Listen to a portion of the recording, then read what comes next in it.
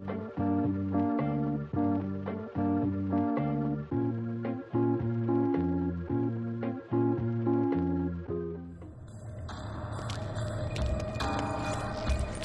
know I found Paula in a dumpster, right? What? You said you met her at the supermarket. I did. It was the bin out behind the dime a dozen. And you just picked her up out of the rubbish and brought her home? Why no? Sometimes I think I hardly know you.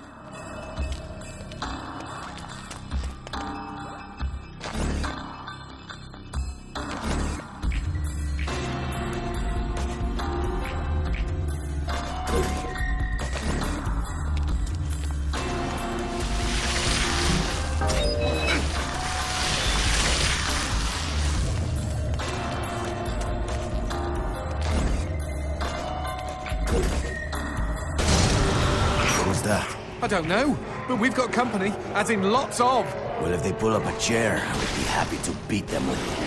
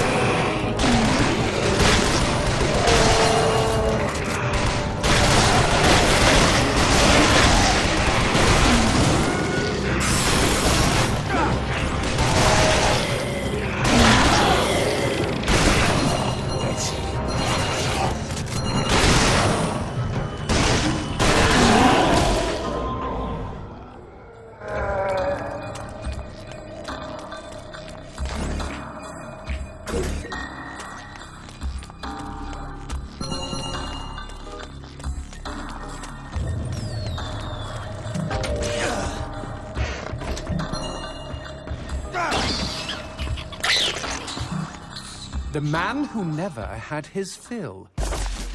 It was a cold and snowy eve. Certainly no night for a man without a home to be walking these grey and endless streets. Inside the pizza parlour, George Reed spun a lively tune on his harmonica. The local children giggled and pointed excitedly at the harmonica man as their parents glowed with approval. His reward would be all the pizza he could eat, 6 pies at least, and a warm bed in one of these folks' homes. He knew they were good for it. But when he tucked in for the night, George had not had his fill. As the years and calories stacked up, most men would have got older and fatter. Yet for all he consumed, George only got thinner as he washed from town to town. Tapeworm! Tonight he plied his trade with some grannies and orderlies in a nursing home.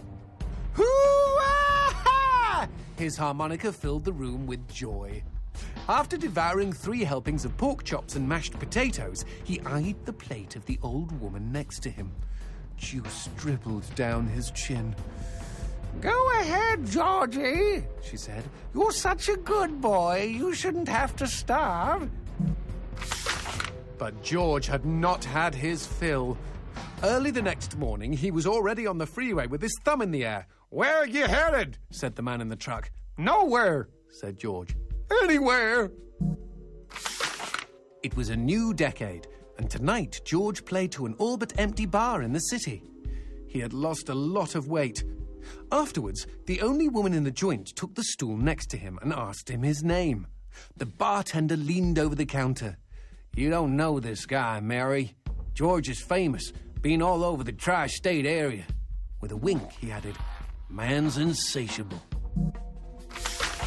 And that night, George proved it as he buried his face in Mary's beaver. Holy woodland creatures! Attaboy, George! Attaboy, George! "Play that harmonica," she purred. But even after 5 trips to heaven and back, he had not had his fill. The morning after was an awkward affair as they stared at each other over coffee. One wanted to feel more, the other just wanted to feel.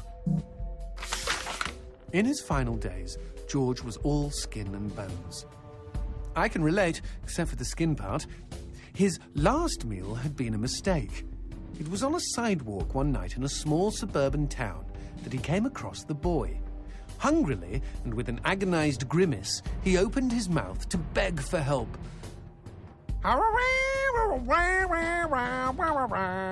Out came a cacophony of wheezes and toots, but the boy understood. Wait, you mean Jorge ate his harmonica? Once he was alone, George Reed looked at the candy bar he held in one hand and began to cry.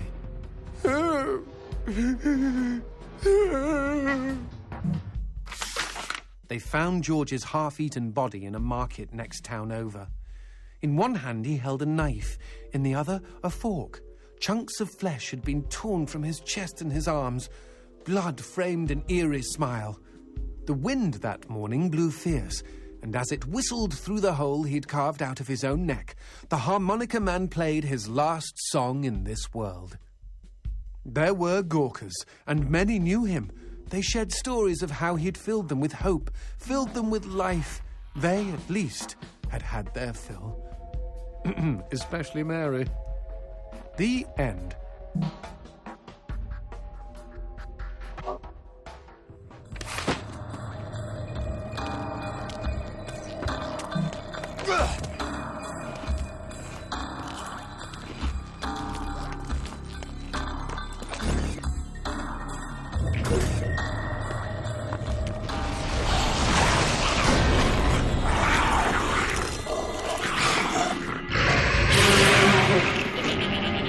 Cheeky imp!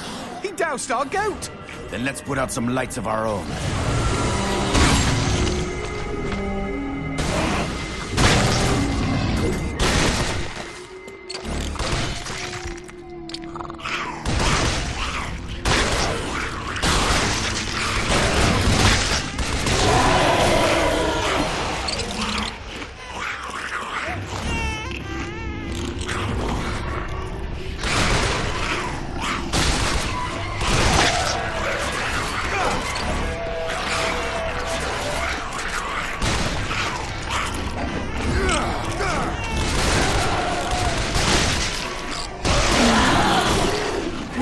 Bust a cap in those mother fudges before they douse the lights.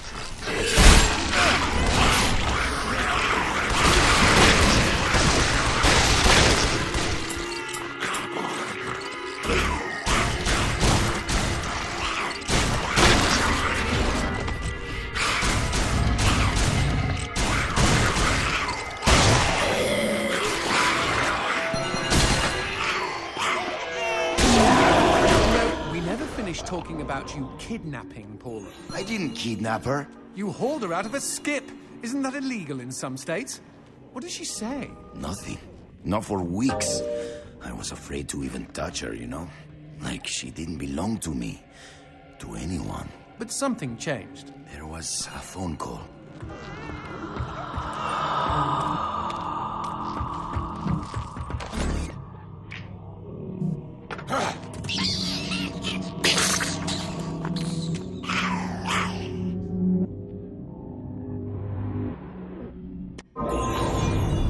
Speaking of phones, put that on hold, G. We've got company.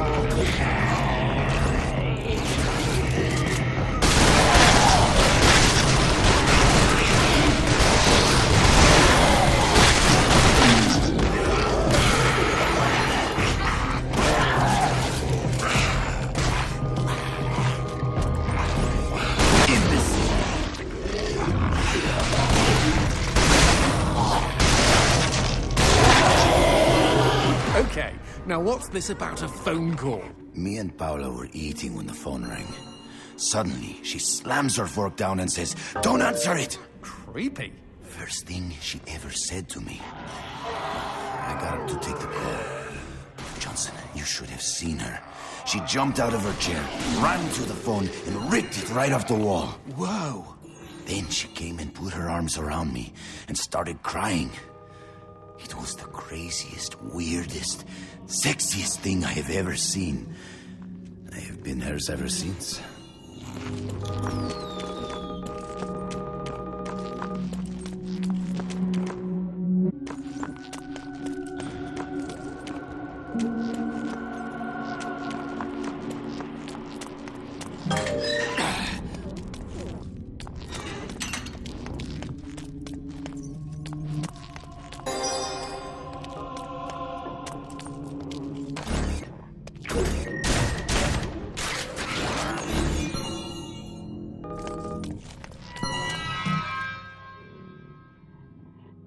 What? Demons don't like teeth? The gun laws here are very strict. Haven't you wondered why they don't shoot back? You and I are violating almost every rule in the book. Heck, I'm practically made of teeth.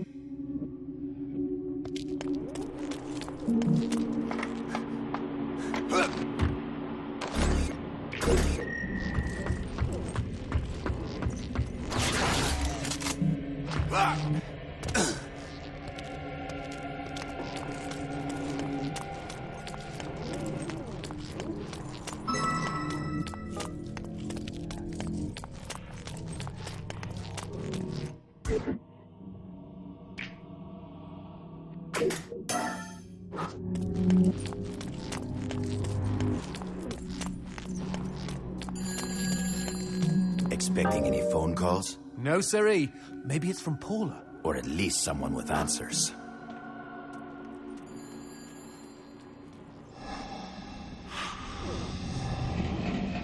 Dios mío. Paula, is that you? When will this fucking torture end? Ah! From hottie to hamburger, just like that.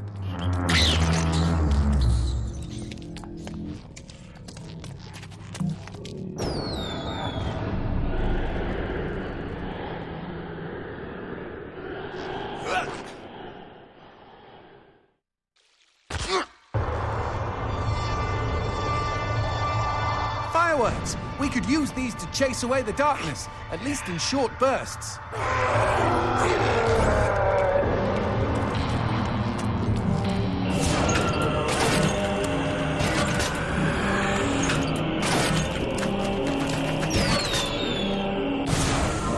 Just look at them. Fiery sprinkles in a great big chocolatey sky. Johnson, shut up.